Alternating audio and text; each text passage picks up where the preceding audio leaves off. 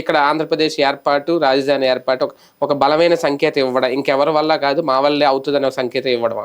కాదు కాదు, నేను చెప్పినట్టు పారిశ్రామిక వ్యాపారవేత్తల్ని ఇక్కడికి రప్పించడానికి ఒక ధైర్యం ఇవ్వడం నెంబర్ 1. అంటే ఇప్పుడు ఈ సభ పెట్టకపోయినా రారా? వస్తారు, ఎందుకు వస్తారు?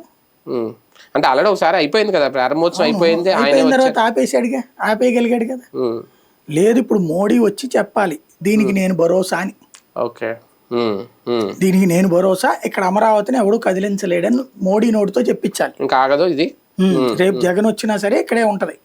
జగన్ అని అండు, ఎవరు వచ్చినా ఇక ఇదే రాజధాని ఇంకా ఫిక్స్ అనేటటువంటి ముక్కను మోడీ నోట్లో చెప్పిస్తే అప్పుడు వ్యాపార పారిశ్రామికవేత్తలు ముందుగా 10 రూపాయలు పెట్టుబడి పెడితే, హైదరాబాద్లో 100 కోట్లు ఉన్నాడు, ఇక్కడ 10 కోట్లను పెట్టుబడి పెడితే ఇక్కడ ఒక ఊపు వస్తుంది కదా.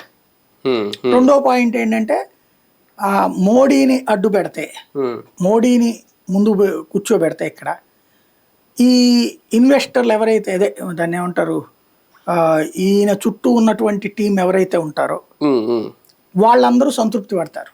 ఎన్ఆర్ఐ వాళ్ళందరినీ సంతృప్తి పరచడం. ఇంకొకటి ఏంటంటే కేంద్ర సంస్థల్ని ఇక్కడికి తీసుకురావాలి. కేంద్ర సంస్థలన్నీ కూడా వైజాగ్ ఇంట్రెస్ట్ చూపెట్టినాయి కానీ హెడ్ క్వార్టర్ విజయవాడకి, అమరావతికి చూపించాలి. అంటే డెవలప్మెంట్ లేదు కదా ఇంకా ఇక్కడ. డెవలప్మెంట్ అనే కాదు, వాళ్ళు లైఫ్ స్టైల్ హైదరాబాద్కి అలవాటు పడ్డాడు. ఇప్పుడు వచ్చేసి అమరావతిలో లుంగి పైకి